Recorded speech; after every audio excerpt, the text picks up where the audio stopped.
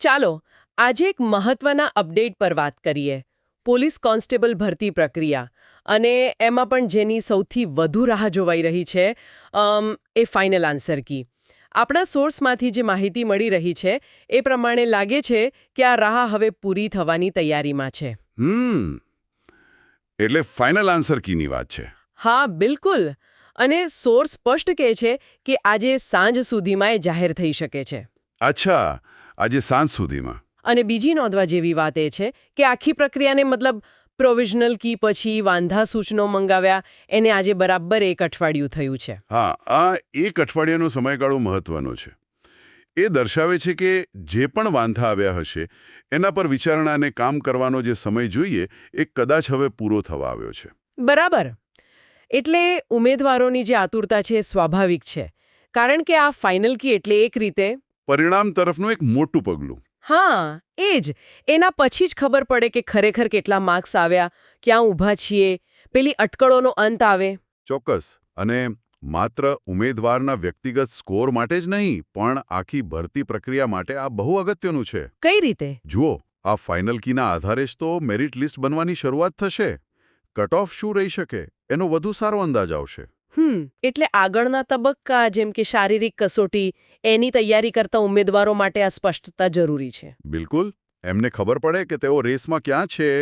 પણ તમે કહ્યું એમ સોર્સ શક્યતા કહે છે આજે સાંજ સુધીમાં. હા, એ જ મારો પ્રશ્ન હતો. ભૂતકાળમાં આપણે જોયું છે કે તારીખો ક્યારેક આગળ પાછળ થાય છે. તો આ શક્યતા કેટલી મજબૂત ગણાય? સાચી વાત છે. આ કોઈ સત્તાવાર જાહેરાત નથી એટલે 100% ખાતરી તો ના આપી શકાય. પણ એક અઠવાડિયું વીતી ગયું છે. ઉમેદવારો સતત પૂછી રહ્યા છે. એટલે ભરતી બોર્ડ પર પણ એક પ્રેશર તો હોય જ કે પ્રક્રિયા ઝડપથી આગળ વધે. એટલે શક્યતા પ્રબળ ગણી શકાય. અને આ ફાઇનલ કીનું મહત્વ ખાલી માર્ક્સ કે મેરિટ પૂરતું નથી, ખરું ને? આખી સિસ્ટમની પારદર્શિતા માટે પણ જરૂરી છે. એટલે ઉમેદવારોનો વિશ્વાસ જળવાઈ રહે. હા, કે ભાઈ જે થયું છે એ યોગ્ય રીતે થયું છે, અમારી વાત સાંભળવામાં આવી છે. આનાથી આખી પ્રક્રિયાની વિશ્વસનીયતા વધે છે. તો ટૂંકમાં સોર્સનું કહેવું છે આજે સાંજ સુધીમાં પોલીસ કોન્સ્ટેબલની ફાઇનલ આન્સર કી આવવાની પૂરી શક્યતા છે. અને આ માટે 1 અઠવાડિયાનો સમય પણ વીતી ગયો છે. બરાબર. આ મુખ્ય વાત છે. આ બધી ચર્ચા પરથી કોઈ એવો મુદ્દો જે આપણે વિચારવો જોઈએ? હા, એક વિચાર આવે છે. જેમ અત્યારે ઉમેદવારો આતુરતાથી રાહ જોઈ રહ્યા છે અને આ શક્યતા પર આધાર રાખવો પડે છે. હમ તો શું ભવિષ્યમાં એવું ન થઈ શકે કે ભરતી પ્રક્રિયાના દરેક તબક્કા માટે જેમ કે પ્રોવિઝનલ કી, વાંધા સ્વીકારવાનો સમય, ફાઇનલ કી, પરિણામ એ બધા માટે એક ચોક્કસ વાસ્તવિક ટાઈમલાઈન પહેલેથી જાહેર કરી દેવાય? અચ્છા, એટલે કે એક ફિક્સ કેલેન્ડર જેવું? હા, કંઈક એવું.